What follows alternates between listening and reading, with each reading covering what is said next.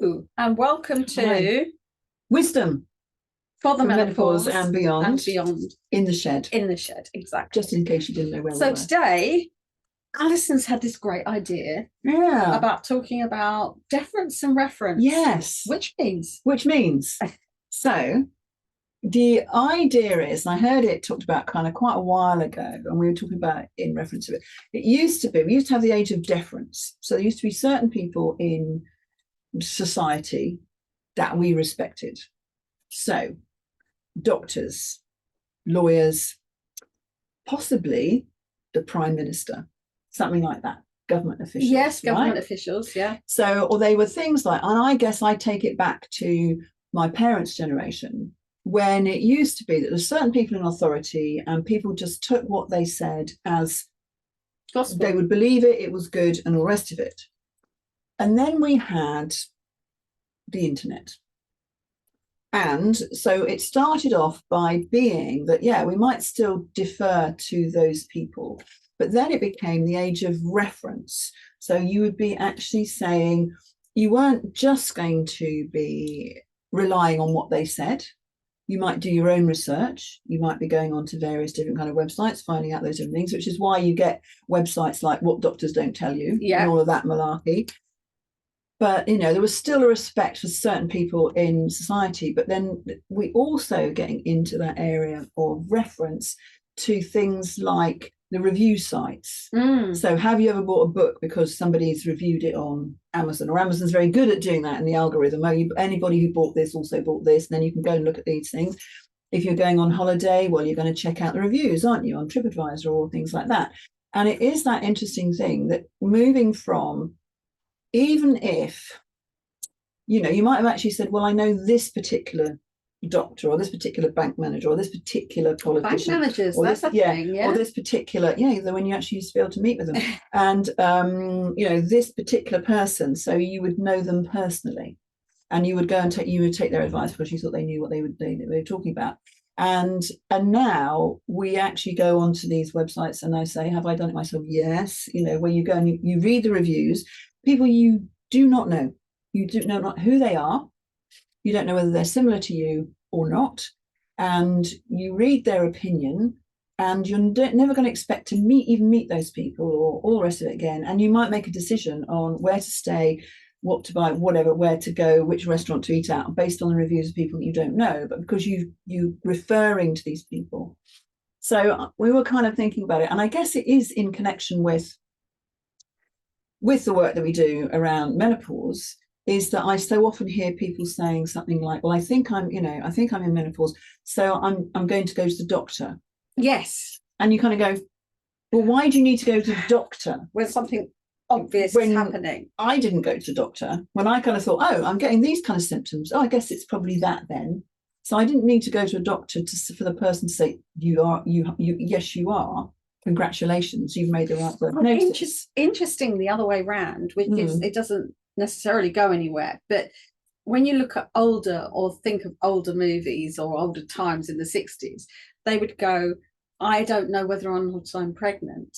I'll make an appointment with the doctor, and then the doctor would go away and do a blood test and come back, test or whatever, and then they'd come back with the results, and then you were pregnant. Yes. Whereas that interesting age of, I think I am, because people understood that if they missed a period much earlier. So perhaps it's just that self-learning that we have, as well as more tools. We have more tools. So we now have pregnancy tests that we can buy. But it is, but then on the other case, it feels like women then said, I'm obviously menopausal. I'm just going to get on with it. I'll go and get on with it. But now we're getting more medicalised. We have to go to the doctor for them to confirm it. And then we were also thinking about, well, you know, as we are, people out there on social media, things like that. And it's the same as TripAdvisor.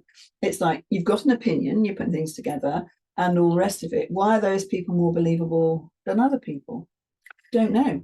Yeah. And there's certainly not, I guess they're informative in a funny way. It was like, you know, if somebody goes, I really hated this place because I don't know, they didn't serve. The staff would rubbish, the food was crap, they didn't do quail's eggs at 6 a.m, and you think, that sounds like the place I want to be. Yes, exactly. Yes.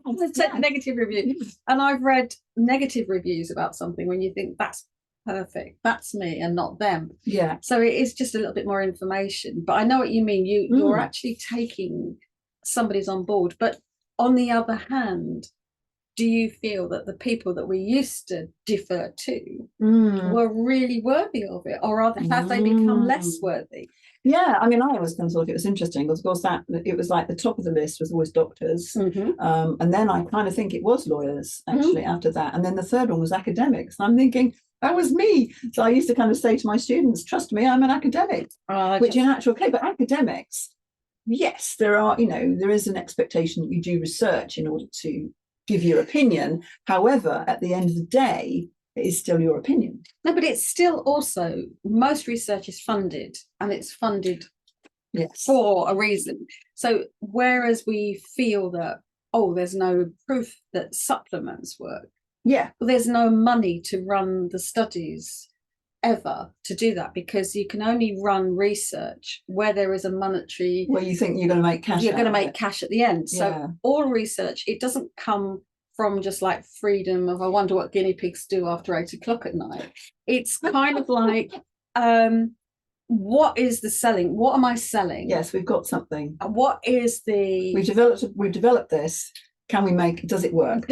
But we would like to develop that. Can we make a problem so that this is the solution? I know. Although I kind of quite like that whole thing, wasn't it? Viagra, I thought was quite a fun one. They thought it was a failed drug, wasn't it? Yeah, but lots of things have come. And then it had a different effect than they were thinking. But that's the same with sticky notes and things like that. I mean, they were all failed, and they were all failed glue. I know. That was failed glue. Anyway, we're going off the point now, as usual. We're going off the point. But it is that deference and reference, and we kind of think so.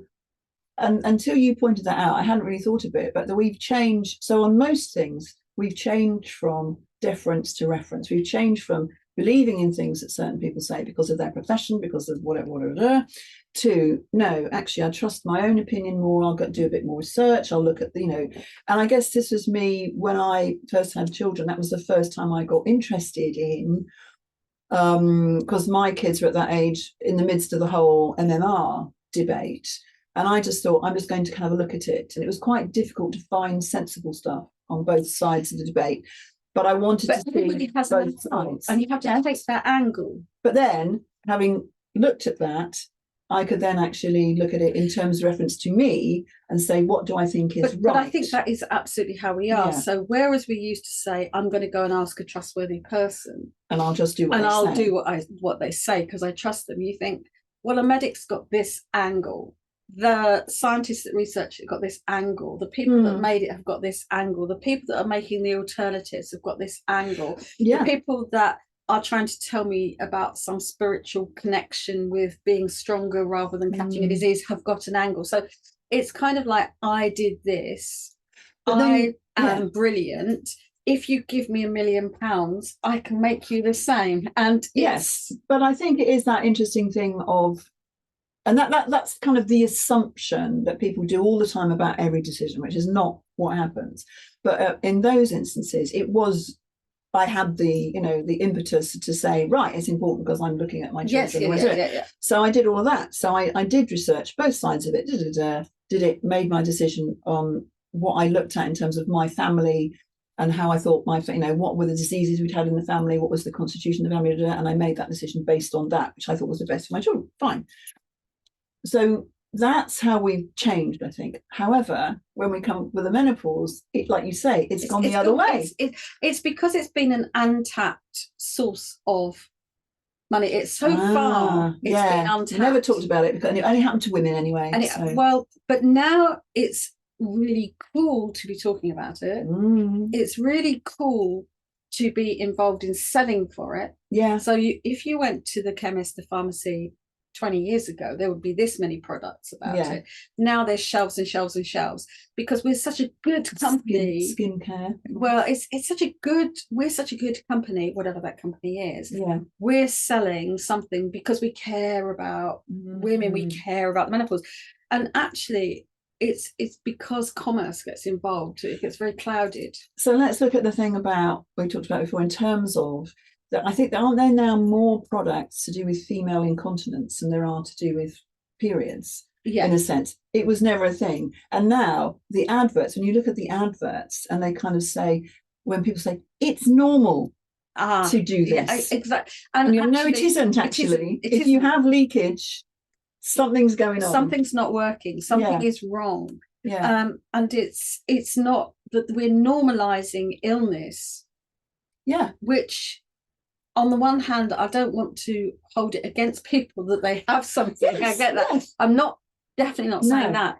But normalizing illness rather than wellness is a problem. And I'm kind of thinking, if you are saying to people it's normal to wet yourself, no, it's not. It's not. But actually, if we kind of convince you that whatever it is that's going on with your body, you know, some spot of something that you spot on your underwear, oh my God, I have to go and get a pad in order to even be able to go out without thinking I'm going to wet myself. No, that's not the case. So you don't need these products. Actually. No, and it's interesting. It's where's the and I guess people are so sick of being sold to, they then get to the point where they don't believe anything.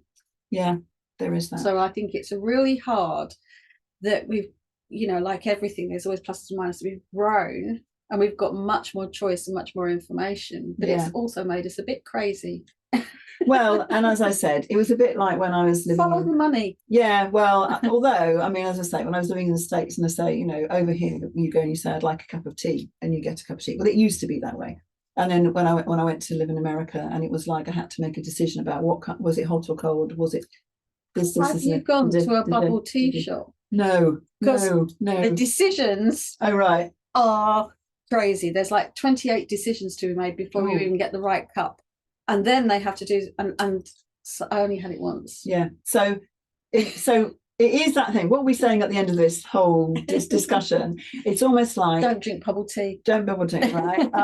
But I think it is also look at your own decision-making process in terms of, and trust yourself more in terms of, like, if you think you're in menopause, you probably are, but find out the information on both sides. You don't have to go to a doctor to confirm what you've looked at and thought, oh, I probably am then, you know. So I think that's it. So let's go back to, is that reference or deference? I can't remember. That's reference, isn't it? I think it's deference to myself. Deference to me. So yeah, trust yourself more.